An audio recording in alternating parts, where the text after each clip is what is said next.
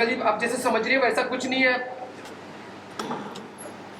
आपको कुछ कहने की जरूरत नहीं कमल जी।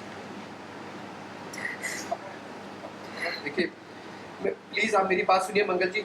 मैं आपको ही ढूंढते ढूंढते वहां आ रहा था, तभी मैंने किसी के गिरने की आवाज सुनी, हाथ नीचे कर और कमरे में गया तो वहां देखा कि मोनिशा गिरी हुई थी, बहुत खून बह रहा था उसका।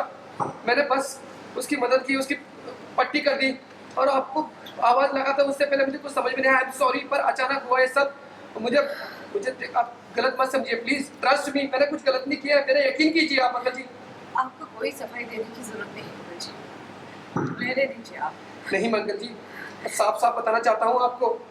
देखिए आपकी कोई गलती नहीं है कपिल जी, मुझे आप पर पूरा भरोसा है।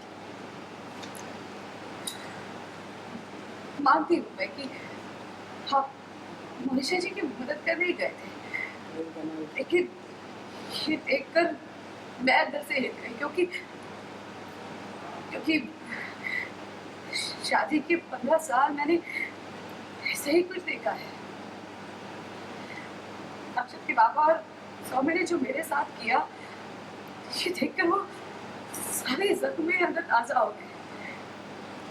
मैं शादी के इतने साल यही सोचती रही कि शायद मुझमें कोई कमी होगी, शायद मैं ही प्यार के लायक नहीं हूँ, लेकिन असल में गलत तो मेरे साथ ही हो रहा था। वो दोनों मुझसे झूठ बोलते गए और मुझे दिखाई नहीं दिया, मैं उन पर भरोसा करती गई। जो सामने था वो देखकर भी समझ ही नहीं आया। बहुत बड़ा धोखा खाया है मैंने कबीर जी। आज आपको मोनिशा के साथ देखकर मेरे साथ जो हुआ, मेरे साथ जो गुजरी, वो सब मुझे याद आ गया, जिसे मैं याद भी नहीं करना चाहती। मेरी पीठ पर चूल्हा लगा था कपिल जी और मैं कुछ नहीं कर सकी।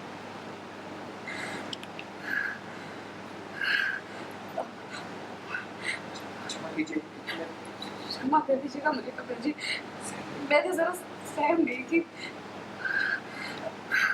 मैं जानती हूँ कि आप अक्षत के पापा जैसे नहीं हैं, आप तो हमेशा मुझसे सच कहते हैं और आप बहुत ईमानदार इंसान हैं। मुझे आप पर पूरा भरोसा है। मगर जी मैं कुछ कहना चाहता हूँ। कपिल जी कोई जरूरत नहीं है, मैं आपसे क्षमा मांगती हूँ। आगे से फिर से ऐसा कुछ नहीं होगा मेरी तरफ से। मैं आप पर शक करने के बारे में सोच भी नहीं सकती, लेकिन जो मेरे साथ गुजरी है ना, उसका डर बैठ गया है मेरे अंदर।